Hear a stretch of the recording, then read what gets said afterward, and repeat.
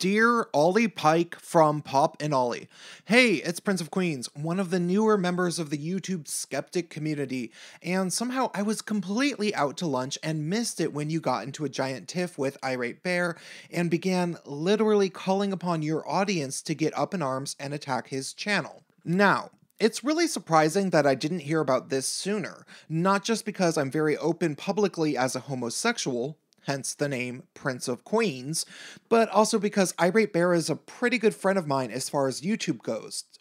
Though, truthfully, that's only a small fraction of my motivation for recording you this message. You see, what Irate Bear and then Jeff Holiday, Undoomed, Suit Yourself, and Sinatra Says all seem to have a problem with about you has nothing to do with your homosexuality, but is actually a concern that I share, which is the root motivation of what you are trying to accomplish with your videos. Truthfully, I'm not even sure that you know what this motivation is yourself.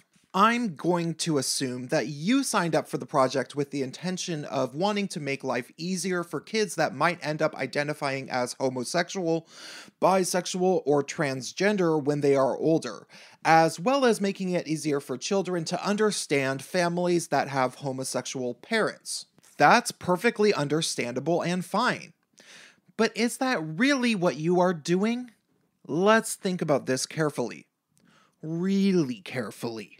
If you want to explain to children that there are gay people out there, that's fine in my book. There are kids who never even get told what homosexuals are until they hear about it at school from other kids, usually in a negative context. So I don't have a problem with you telling kids that gay guys like myself exist, and that some of them even raise children. But personally, I think that that's about where it should end.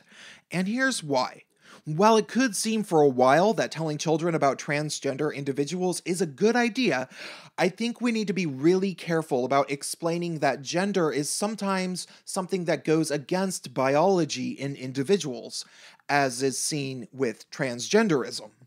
Children have a very shallow understanding of gender which won't mostly finish developing until around puberty. So until then, I personally think that unless a child ends up meeting a transgender person, which is a definite possibility but rather rare, there is no necessary reason to prepare that child for the future of meeting a transgender person, at least at a young age. In fact, there's a very high probability that it might alter their perception of reality and ultimately mess them up a bit, inspiring young children to believe the world is a certain way when it really isn't, possibly stunting their personal developments and fundamental framework for how they both communicate with others and expect to be treated in the real world. Think of it like this. It would be difficult enough for the child that is the age of your target audience to grasp the concept of a transgender person if they actually met one. Ideally, that transgender person wouldn't even have to bring it up at all, because the child would be able to assume that they were the gender that they were presenting as, so it would be non-issue. But of course, not every transgender person passes as cisgender, and children are remarkably perceptive. I imagine that when this situation has come up, parents that have introduced their kids to transgender people have often been asked, "Mommy, is Aaron a boy or a girl?" And that already becomes a difficult situation if Aaron has long hair and wears skirts, but the kid still can detect the Y chromosome in Aaron. Most parents would probably give some short version of the story, saying that Aaron was somebody who was born as a boy, but when he grew up, he decided he'd be happier living as a woman. That would be confusing to a child even still, but they could forget about it and move on. However, that's not what you do with your educational programming.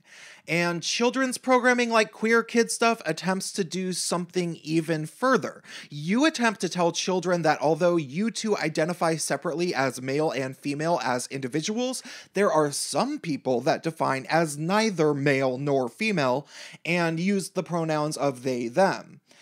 And in Lindsay from Queer Kid Stuff case, she even goes so far as to deny biological science and claim that doctors are wrong sometimes when they define children as male or female. It's at this point where neither of you are simply teaching children about transgenderism, even just preemptively, which is already going to be pretty confusing for a kid because simply meeting a transgender person would be confusing for a kid.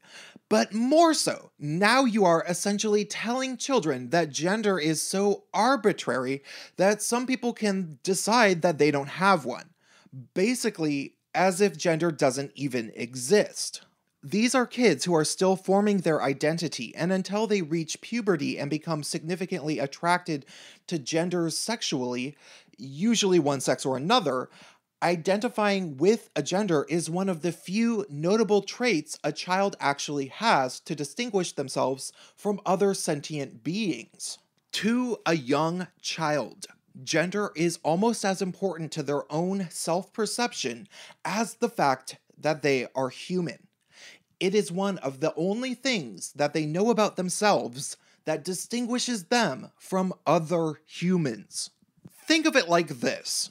I am gay, and according to my sister who is about 9 years older than I am, my mother was saying that I was gay since I was about 3, though my mother denies it now. Was it appropriate for my mother to say such things to my sister?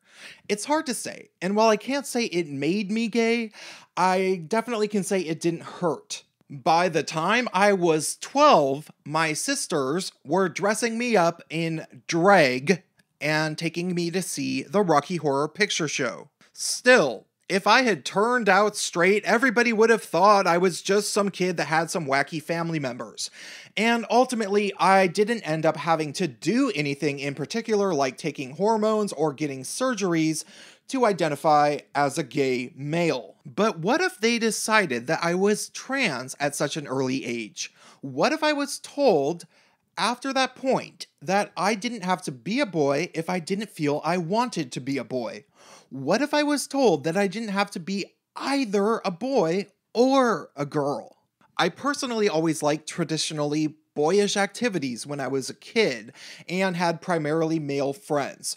But when I was first starting to realize that I was homosexual around puberty, I remember thinking that I kind of wished I was a girl, even though I had never wished to be a girl prior. I remember wishing I was a woman when I was around 12 or 13, simply because of all of the bullying I got for even appearing to be homosexual. However, I knew that actually transitioning into being female was drastically difficult. But now you are not only telling kids basically that it's not hard at all, but also by way of saying that some people don't have a gender at all, that gender basically doesn't exist. And yes, we do have cases where parents are now convinced that their young child is transgender, without even necessarily allowing the child to make that decision for themselves. And apparently nobody cares because gender is just a social construct that doesn't exist anyways, according to the ideology that you are selling to kids. Not only that, you're telling children that gender doesn't exist, even though you're a relatively attractive young man who I can safely assume is attracted to other men, and not genderless imaginary creatures that you might write fairy tales about. No, I'm guessing if you have slept with anybody that I can find on YouTube, it's likely the weird Norwegian pictured here. It did kind of seem like you two had some chemistry.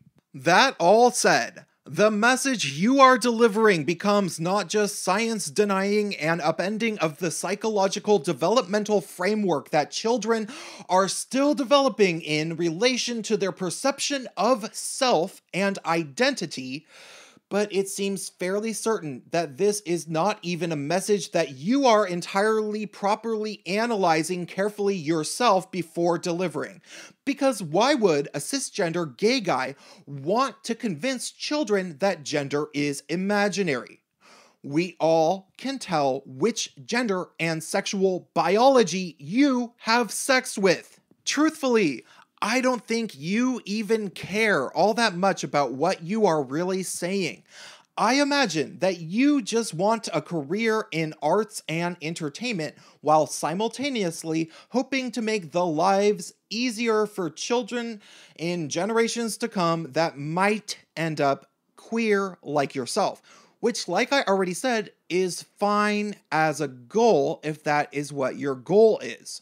Unfortunately, there's an entire other level tacked on with your message that threatens the fundamentals of logical development within young children that I don't think that you have carefully thought through. Sorry, I'm sure you haven't carefully thought this through. Why am I so sure?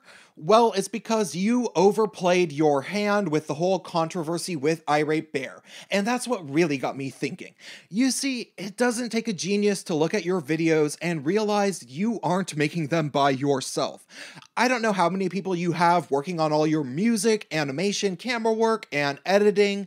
Probably a handful. So, we know that you have a team, and more than likely, you aren't entirely in charge of the decisions behind your own operations.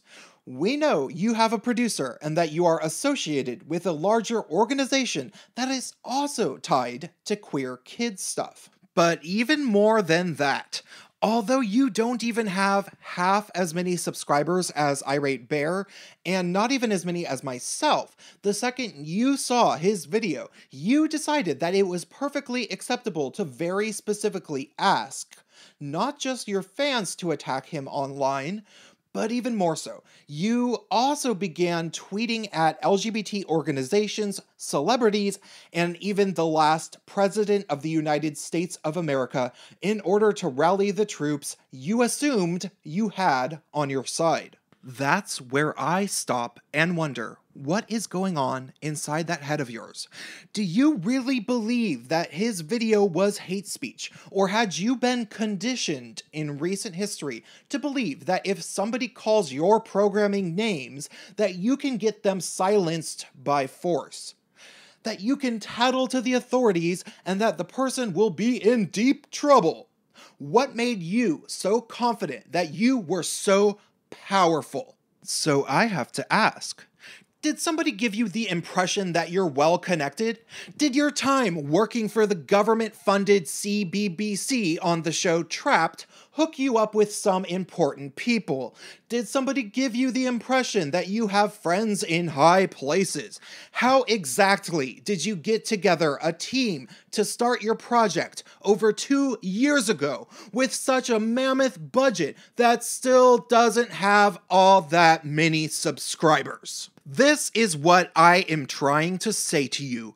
I don't believe for a moment that either your subtle message of psychological warfare designed to disarm children's perception of reality, nor your false sense of social media power came entirely from you. I think it is plainly evident that you are connected to bigger organizations and that you are merely following orders that you don't seem to understand yourself. And I think that somebody probably told you, in so many words, or with their actions, that as long as you were obedient and continued to spread your sexuality and gender deconstructionist message to children, you would be rewarded. Was this person, Olly Barnes herself, the CEO of the corporation Educate and Celebrate, the person you work under in getting your children's books pushed into schools? How many sit-down meetings have you had with Olly Barnes, Olly? I'm really curious. Perhaps you aren't entirely sure yourself where your orders are coming from, probably due to the fact that your own mind might have been more or less socially re-engineered by the same types of statements that will potentially disarm children from understanding objective reality. Maybe you are completely unaware that you aren't simply spreading diversity to teach children like you think you are, but rather potentially helping to create a diverse array of psychological disorders of a variety that we likely have never seen in the history of the Western world, as this type of mass indoctrination of young children has never happened before. If that is the case, then perhaps there is no chance that this message will meet you with anything besides anger and an assumption that I am somehow a hateful bigot myself. But if you made it this far, I'm Prince of Queens, and I'm a gay man, and I'm onto you. I'm older, I'm wiser, and I even have a bigger subscriber base than you do, gathered in far less time. And Irate Bear is a friend of mine, and he's not a homophobe. In fact, he's bisexual, so watch what you say. None of the YouTube personalities mentioned in this video are right-wing homophobes, and I hope for your sake that you don't inspire any true right-wing homophobes to come for you online, because tweeting at Barack Obama certainly won't get you out of that mess. And for everybody else watching this, drop me a comment. Hit that bell button next to the subscribe button so you don't get unsubscribed from my channel, and stay tuned.